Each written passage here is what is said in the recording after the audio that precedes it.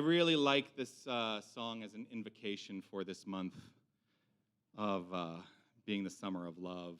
And it has a very deep place in the canon of musical theater. It has a deep place in the canon of my own heart. I think that I was really resonating with that particular musical Hair, I think while I was still in the womb, frankly. When I was a teenager, we had a recording of Hair, and it was the first musical cast recording that I ever learned all of the lyrics to back and forth. So this has a very deep, deep place for me. It is the dawning of a new era. We're always at the dawning of a new era. You know, this is a song that was written in 1967, and Hair went to off-Broadway in 1968 and then transferred to Broadway later that year. And it was speaking of all of the things that we talk about here: harmony, understanding, love, ultimately knowing the truth of your being. Now, what many of you may not know, I don't usually bring photographic evidence of my time in musical theater, but about 22 years ago, I did Hair. This is a backstage shot. This is on the PowerPoint. Here it comes. No, nope. There it is.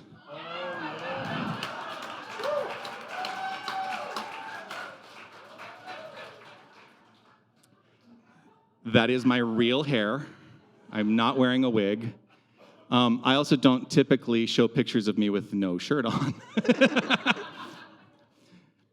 That was 22 years ago. I played the character of Burger in a Los Angeles production of Hair. That's my friend Kristen.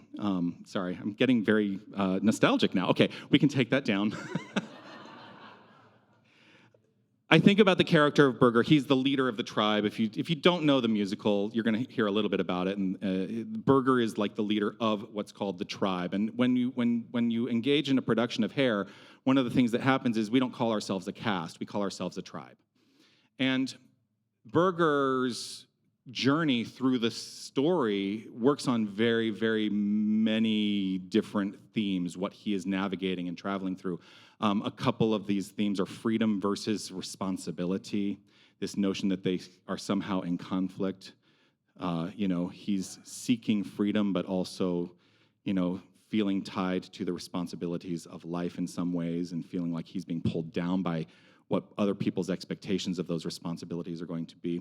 Another theme of that character's journey is friendship versus loyalty, and escapism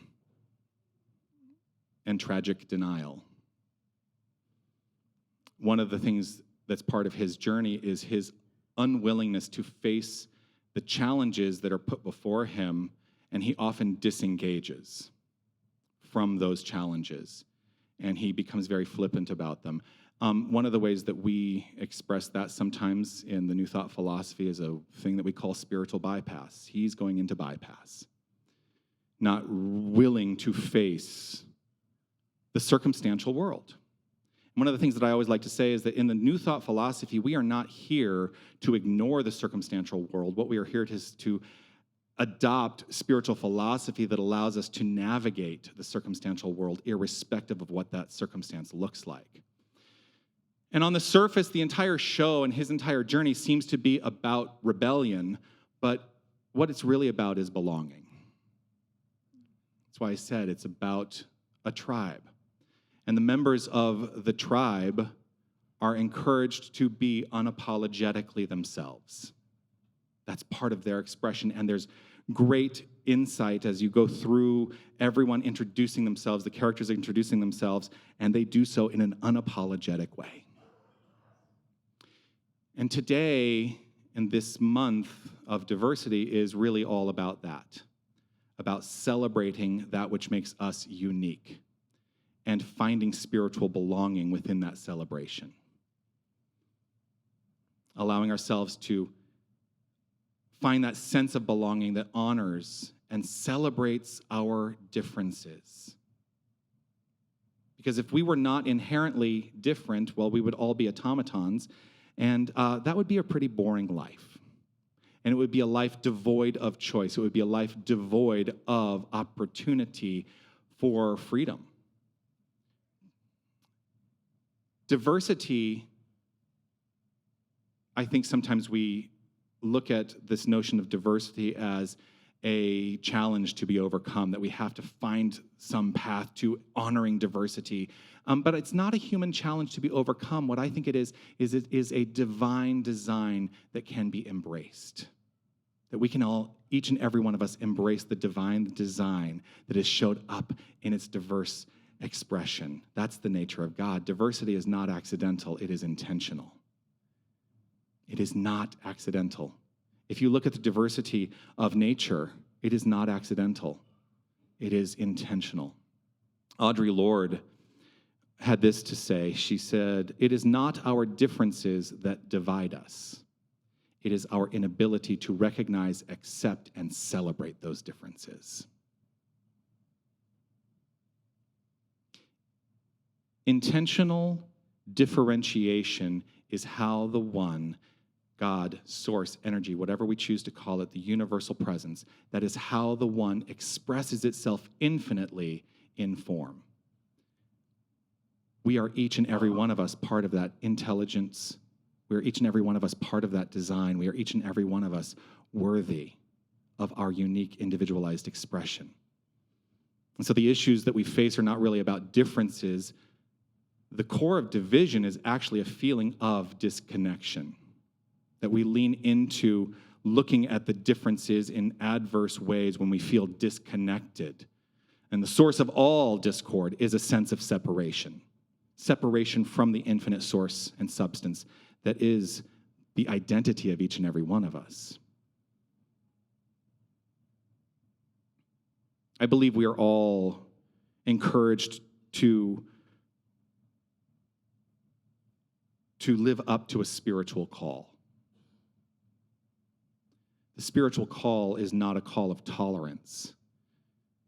It is a call to celebrate the myriad ways that the divine is shining its light through all creation. You know, I've used this analogy before. It's one of my favorite analogies, and I will now refer to the stained glass. Right? You've heard me use this analogy before to acknowledge and celebrate the diversity. The stained glass window is, imagine each of us is a uniquely shaped and colored part of that stained glass window. That's what we are. We are a stained glass window, right?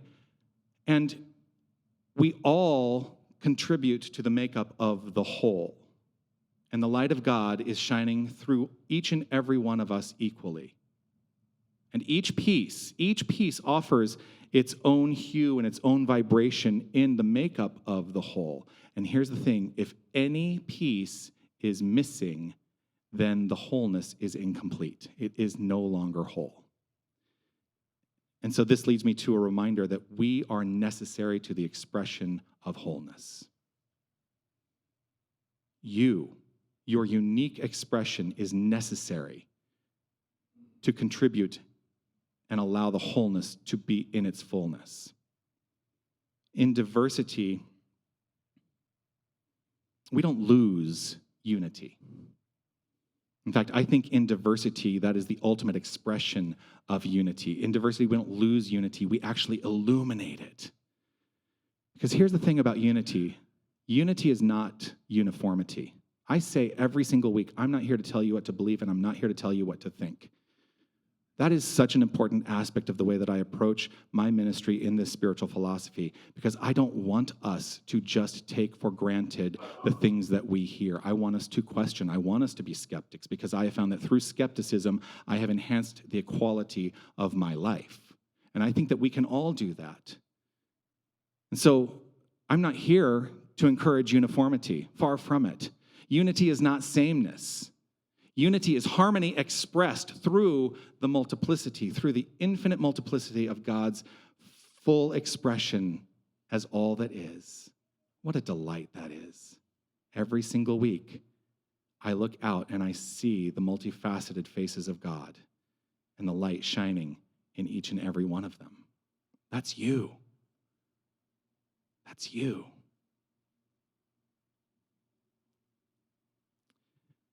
There was a challenge within the New Thought movement, and now I'm going to get a little critical.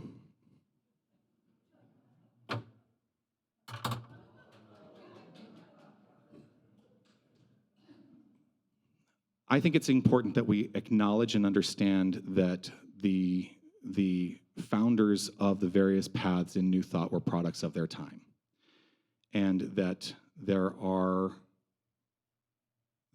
very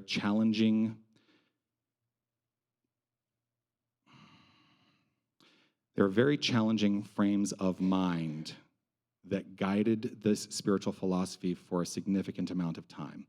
A lot of it was rooted in racism. A lot of it is rooted in homophobia. And there are still aspects of that that exist within the movement. You might be surprised to know that.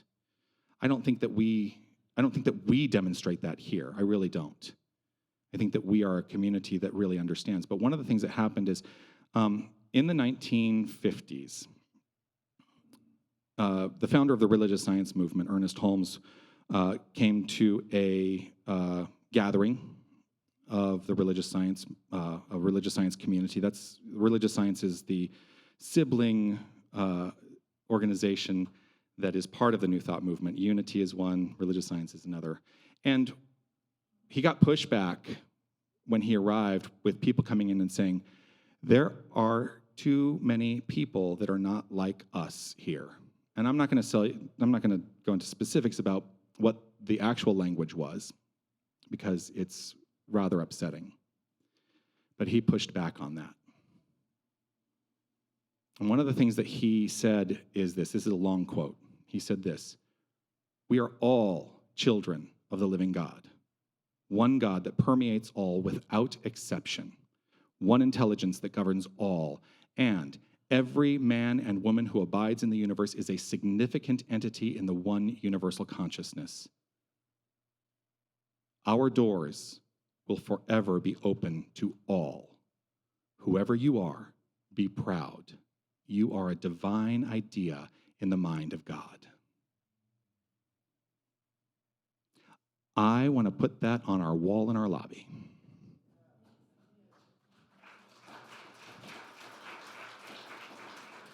Because I fully believe that our doors will be forever open to all, whoever you are. Be proud. You are a divine idea in the mind of God. We are all children of the one living God. We are all children of the one living God. In the spiritual family, which we are all a part of, there is infinite and universal belonging. And in this expression of Ernest Holmes, he's saying that this must be without exception. Without exception. This is key. We are engaged in a practice of radical inclusivity by understanding the truth of our being. When we say, remember who you are every single week, it is not only about remembering who you are, but understanding that that is the truth of every single person you encounter. I always say that to acknowledge that I am that which is, I am a facet of the infinite divine presence that is God. As I say, I am God, I must understand it and know it equally in every single person I encounter. I think that that is a statement of absolute equality and equity, to know who I am and to acknowledge and know it about every single person I encounter. And again, I say this a lot, irrespective of their behaviors, because their behaviors may not be in alignment with their own sense of truth. What they may not understand is that as the divine, that they are empowered to absolutely live a life of love. But sometimes we feel challenged by that because we feel separate from it, and that is what ends up leading to discord. We are all children of the living God, and so let us practice radical inclusivity in every aspect of our being. We are each and every one of us a significant entity in the one universal consciousness Ernest Holmes offered. No part of creation, there is not a single part of creation that should be relegated to being in the background. Every single one of us matters and is integral to the wholeness, just like the stained glass. If there was any piece of that stained glass that was missing, it would not be expressing as wholeness. We all matter. Without you, the whole is not whole. Think about that. Without you, the whole is not whole. You are not a side note in this thing called life. You are essential in this thing called life. And so is every single person around you. Every single one of us is essential in this thing called life. And so, whoever you are, be proud. You are a divine idea in the mind of God. It is not lost on me that this is June 1st. It is the beginning of Pride Month, which, ostensibly, really specifically is a celebration of the LGBTQIA community. But I think that we can all acknowledge and celebrate the pride of knowing the truth of our being. And that we can celebrate that, each and every one of us. I've said in the past, coming out of the closet as a member of the LGBTQIA community was easy compared to coming out of the closet as a spiritual person. In some ways, specifically because I am a member of that community, and there has traditionally been conflict in the idea of a religiosity in relationship to that community. But I'll tell you what, my life has gotten infinitely better through an adoption of deep understanding of myself as a unique individual expression of the divine that happens to be part of a couple different communities. Whoever you are, be proud. Let your pride be reflected in every aspect of your beingness, for you are a divine idea in the mind of God. Pride is not just about ego. It's about an alignment, an invitation to alignment with infinite truth. That's what we should be celebrating as pride. It is a call. Pride is a call to express our spiritual authenticity. And it echoes Audre Lorde's call in that quote, a call to recognize and celebrate the differences that we all have.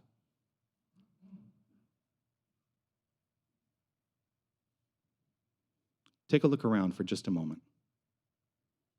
Look at the faces around you.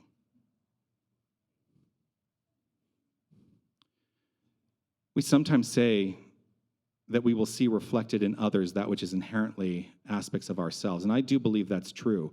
But I think it's also important that we acknowledge and allow ourselves to understand that when we look around and see the faces of every single person around us, that we are seeing uniqueness. We are seeing infinite divine uniqueness, and that is a blessing. I can only celebrate my divine expression if I am willing to celebrate your divine expression. Our doors will forever be open to all.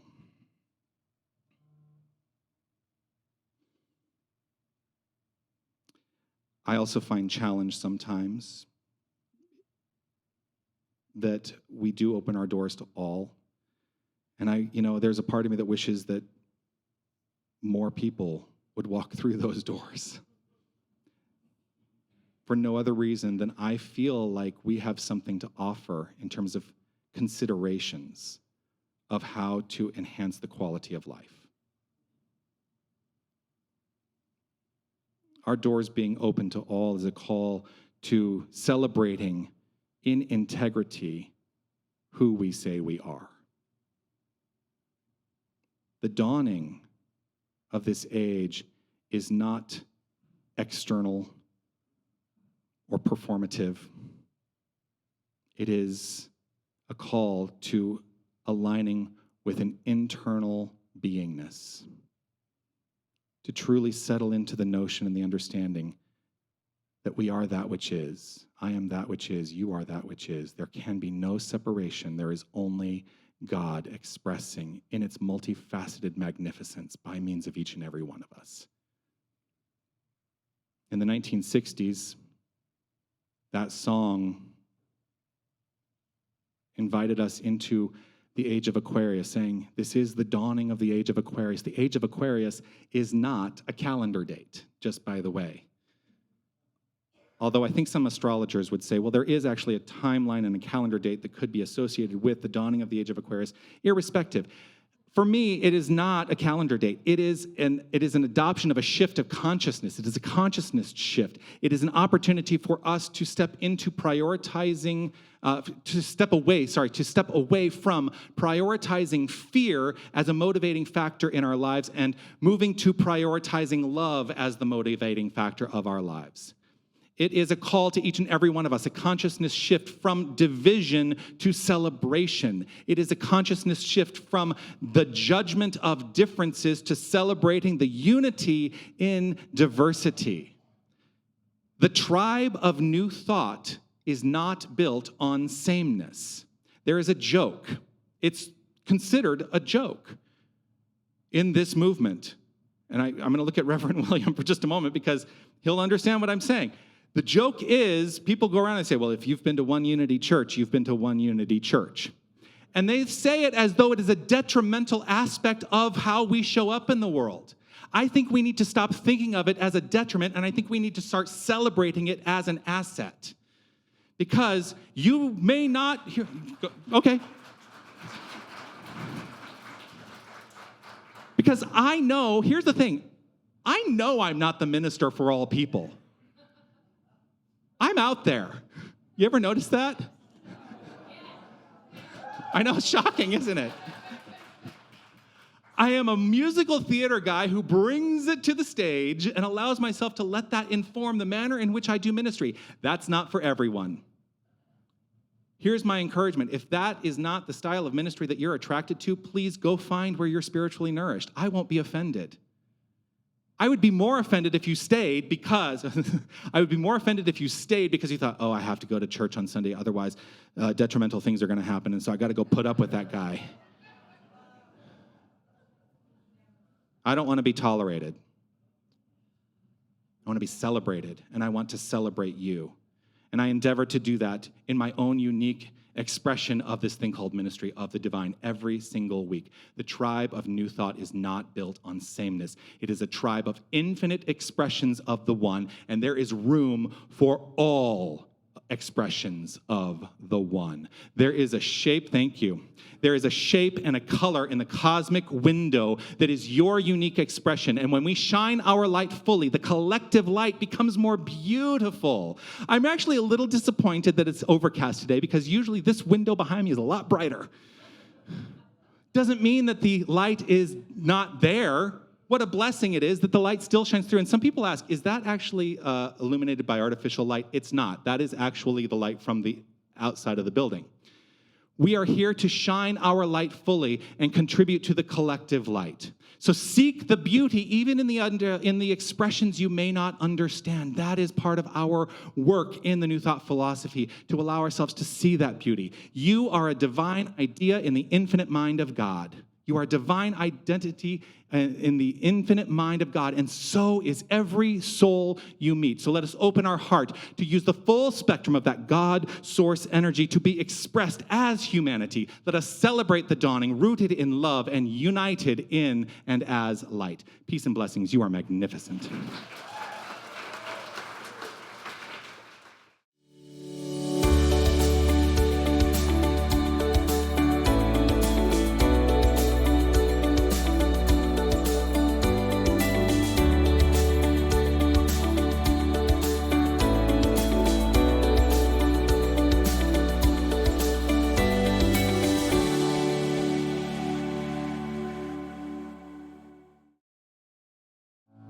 Let us take this opportunity to reflect and allow, rooted in this understanding, the claim that there is only one source of all that is. There is only one creative energy. There is only one God, one flow, one infinite beingness. There is infinite spirit, universal wholeness, and nothing else. And we are, each and every one of us, part of that infinite wholeness. There is no aspect of our being that is not divine. Our physical expression and the energetic expression that extends beyond the physical, it's all one unified wholeness. It is God. We are that which is. We are, each and every one of us, the I am that I am. the infinite I am.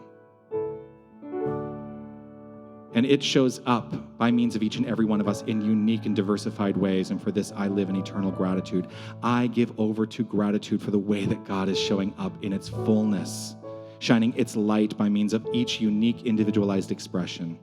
I celebrate this. I choose to celebrate this. And I trust and know that each and every one of us in our own unique way celebrates this as well. And so all is well. All is well.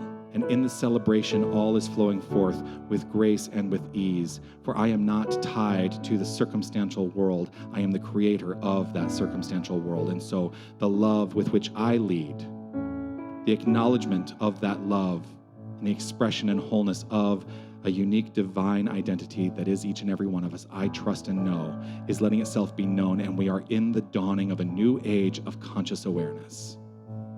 And so I welcome that goodness. And it is with gratitude and appreciation overflowing that I simply let it be. I relax, I trust, I know, I let it be so, and affirm it as so with wholehearted love by saying, and so it is. Amen. Are you spiritual but not religious? Are you looking for more meaning in your life? Are you ready to create the life you know you deserve? We can't wait to meet you. Unity of Tucson, Sundays at 9:15 a.m. There is something that I offer every single week. If you're new to our community, one of the things that I endeavor to do is to invite a practicality to the spiritual message. And so I offer a home practice that you are at choice to engage in or not. But what I feel is that by engaging in the home practice, you actually are stepping into that enhancement of the quality of life. And so this week's home practice, in alignment with the message today, is this. Before going to sleep each night this week, take some time to reflect. This is the question upon which I will encourage you to reflect. What are 3 ways I have experienced the face of God today in my interactions? What are 3 ways I have experienced the face of God today in my interactions? And I will give credit where credit is due, because this particular home practice was brought and illuminated in my life by my friend, Reverend Charlie Tupper, who is, I'm going to say hello to you, Charlie. I know you probably don't want to be pointed out, but Charlie Tupper, who is the minister of the Unity Southwest region, is visiting us this week, and I'm so delighted to have her here with us today. She said that this was part of her practice, and I said, can I use that tomorrow, when I talked to her about it yesterday? So yes, before going to sleep each night this week, take some time to reflect. What are 3 ways I've experienced the face of God today in my interactions? That's the home practice.